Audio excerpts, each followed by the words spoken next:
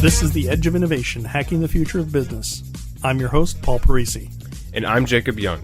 On The Edge of Innovation, we talk about the intersection between technology and business, what's going on in technology, and what's possible for business.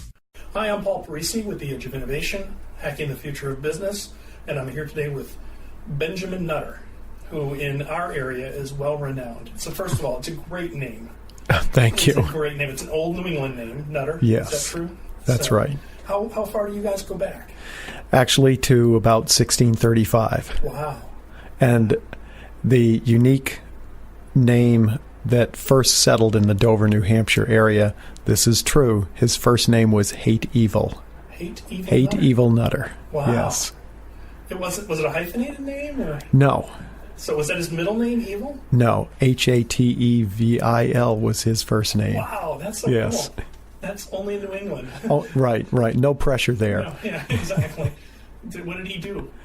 Most likely farming and timber, fishing, what most people would have done when they arrived. So, well, that's really cool. So now, you work primarily on the North Shore of Boston? Yes. And Most of our Southern New Hampshire? clients. That's right. Now, you're an architect. Yes. I imagine in the world of architecture, that's a pretty broad statement. That is very true, especially in the 21st century. Okay. And so what, do you specialize? Or if you were talking to another architect, what would you say you focus on? We focus on small commercial and residential. Okay. And within those two categories, we do nearly everything you could imagine. Okay. So it's been in the small commercial arena. It's been from something as simple as an administration building for the Topsfield Fairgrounds, a funeral home that we did just several years ago in Middleton, and we just finished doing a sheep farm and cheesery in Boxford. Oh, cool.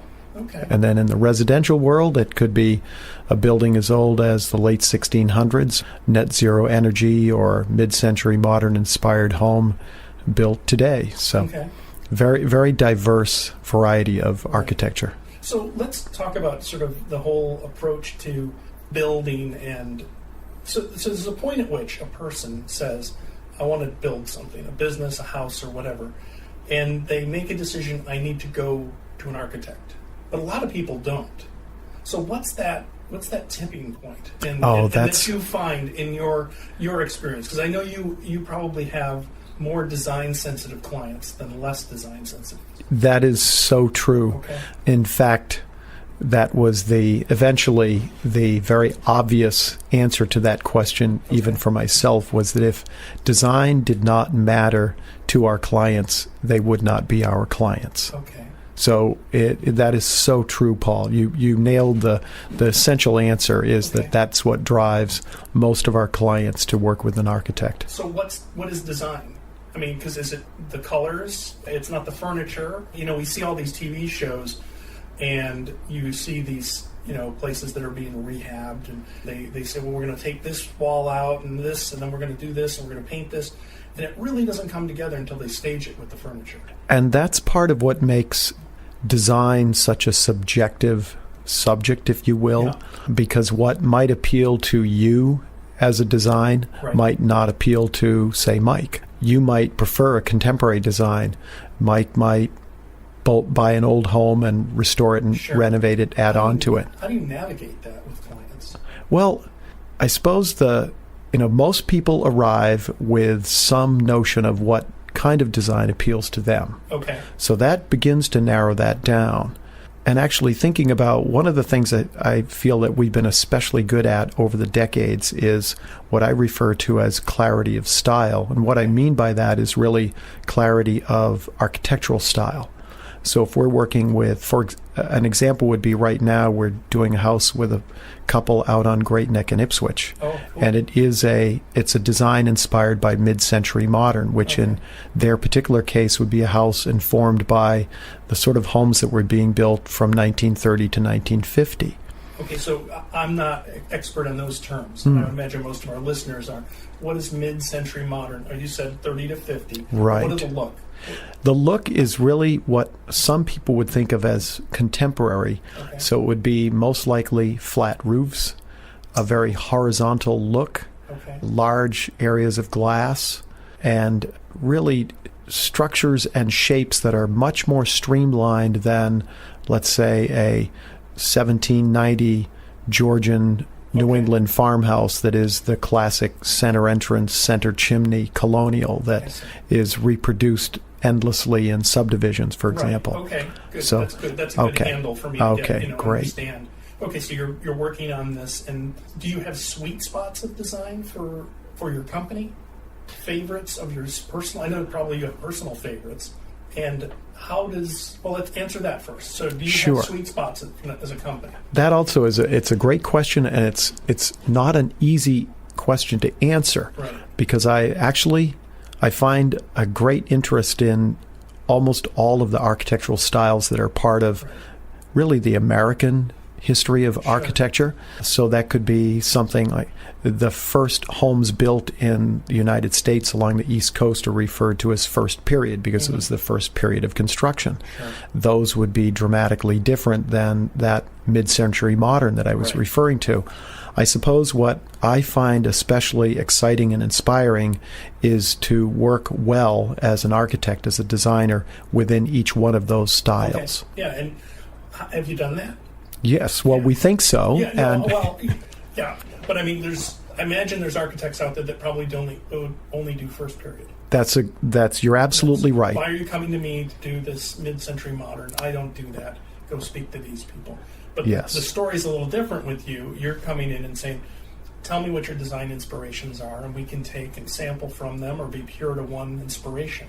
Absolutely. Another way I sometimes describe that is the analogy of we think of ourselves as the chameleon that can change color depending on the design influence for each client's project. Right. Interesting. And it wouldn't be, I suppose, if we worked with only clients who desired mid-century modern. I don't know that we'd be dreadfully disappointed that we never did a historic restoration. Right. But there's a certain added excitement about having the opportunity to work on designs all across the spectrum. Right. Now, I know you've won a lot of awards. Congratulations on that, just throughout New England for the work you've done. So it sounds like you have some satisfied customers. And in that, you haven't tried and failed. You've actually tried and succeeded and across this broad swath of really architectural styles.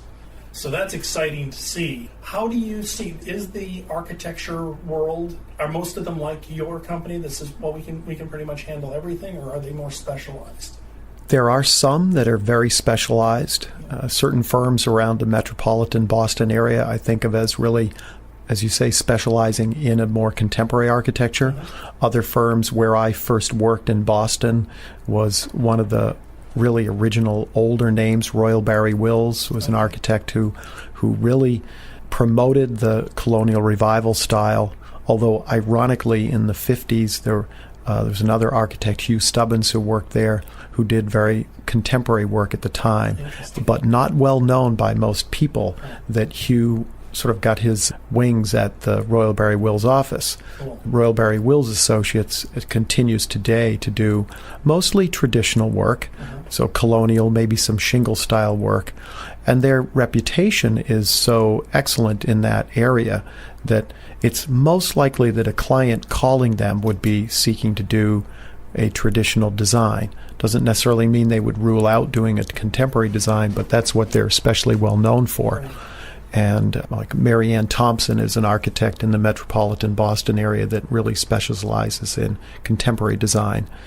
And yet there are other firms like Hutker Architects, which is on the Cape and the Vineyard. I can't speak for them, but I would say that they're more as we are, where they get a great interest in working with styles across the spectrum. Sure. Right. Always worried about keeping current with IT? Savior Labs is an IT and web services firm that cares for your business and team. Savior Labs solves problems so you can focus on what you do best. Prepare for 2018 with a free IT assessment. Just follow the link in our show notes and enter code SAVIOR, SAVIOR. So now we talked a little bit about the sort of inflection point.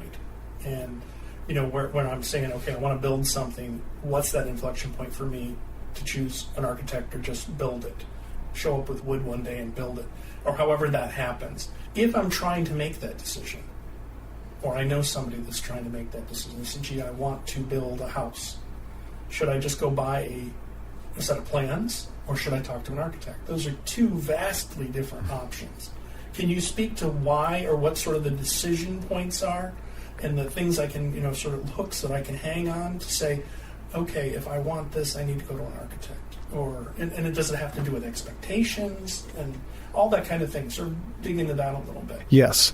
Well, there must be so many things that go through people's heads when they're thinking about, especially for residential. Mm-hmm. Commercial, I would say, is a little bit more just frankly business-like. Mm-hmm. So for the example of the client and for whom we did the funeral home, it was a person who already was in that business. They had other locations where they were operating. They kind of knew what their needs were and their functions. And the whole process is, I suppose I would just say it's more business-like, because they already kind of know their model. What they needed was a new building on a new site. So why wouldn't they say, is it even plausible to say to a general contractor, I have a building in this town, I want you to replicate it over there? You could, but in the 21st century, you also really would need a set of construction drawings. Okay. So that you could then acquire building permits, go through the process as required in a local community. Okay. Sometimes that would require planning board and zoning board, conservation commission. Do you help with that? We do. Okay. Yes. We don't do site engineering, but we do assist with and collaborate, and we bring in appropriate people to do that kind of specific work. So I'd be hiring you, and you would bring in the site engineer. We can. We don't always, but we can do that, right, because it's very much a collaborative process. Right. So that's a process where it's really not only satisfying the design to make sure that the building suits their needs, how many people do they want to accommodate when there's a wake or a service, right, but then also just really putting the information together so there's a clear set of drawings that describe the building itself, and that allows a general contractor, or if they're doing bids, a number of general contractors to actually price the project. So it's really a combination of design, municipal process, how they want to go about getting pricing for the construction, and then completing the construction and following a set of good quality detailed drawings. Okay, that seems reasonable, but it seems like, and I don't know, because I've only built one building in my life. I had it built. You designed it, actually. Yes. But I guess the point I'm trying to understand is there's a decision point. Yes. And I don't know what I don't know. And so I get a contractor, general contractor, who comes, oh yeah, I can build you a barn, or I can build you a two-car garage. That's a fundamentally different decision to go with that than it is to go with an architect who is, I imagine some architects could just say, yeah, we have a standard two-car garage. How do you want to modify it, if you do at all? And we have a shrink-wrapped garage.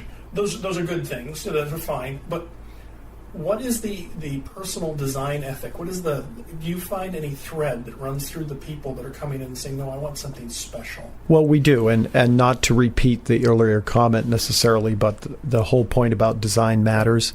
So whether it is a small project or existing home or a new house, I truly think what drives that person to the design profession as opposed to just a general contractor is their desire for something that's unique for their own needs and their family, if that's their situation, their location. So it could be, all of those could be elements of their decision-making process, but if their core is not that they really care passionately about the design, then I suspect they would just go online, and perhaps in new construction, be a little bit easier to go online and acquire a set of building plans for a house of all sorts of styles, and then they could go directly to a general contractor.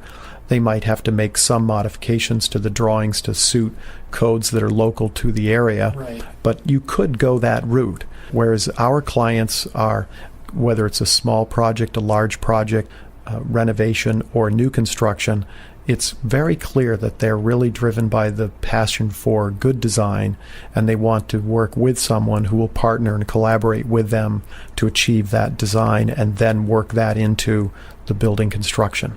So now, I make the decision, and there's two things I want to go after here. Is one, what happens after I make the decision to go with an architect? But I would imagine, before we answer that, there are a lot of risks I'm taking if I go and download plans off the internet that aren't clear to me. I mean, because if you were to say all things being equal, yeah, I'll go buy the plans on, I don't know how much they cost to download.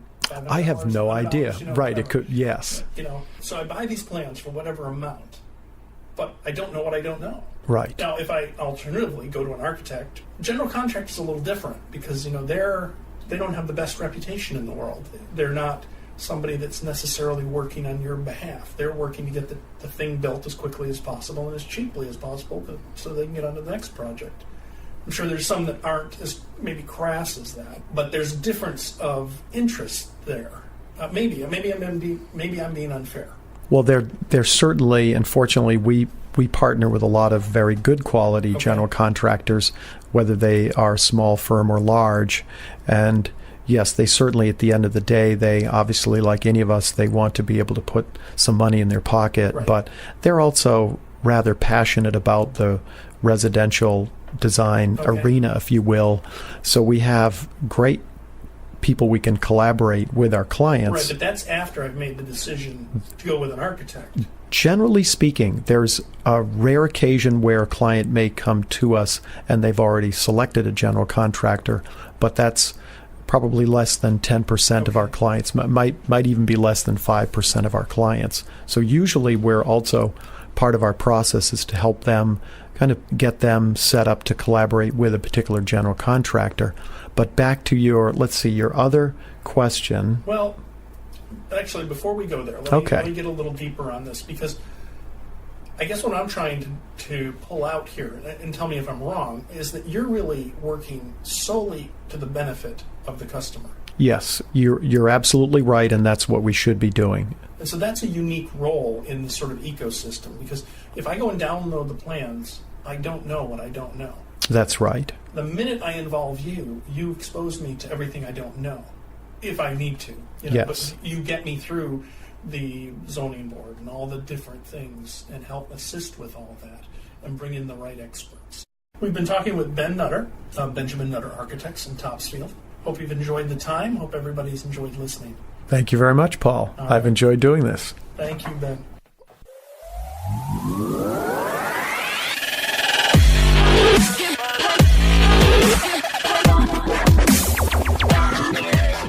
The Edge of Innovation is brought to you in partnership with Savior Labs. Savior Labs exists to help businesses mature and strategize for the future. Learn more about Savior Labs at saviorlabs.com. Thank you for listening to this episode of The Edge of Innovation, Hacking the Future of Business. For the show notes and more information about Paul, please visit paulparisi.com. The Edge of Innovation is produced by Jacob Young in conjunction with copious amounts of coffee. Music on today's episode was from bensound.com. Paul can be found on Twitter at pdparisi and on LinkedIn at linkedin.com/pdparisi. This episode, like all our episodes, is transcribed and available at paulparisi.com. Thanks for listening, and we'll see you next week.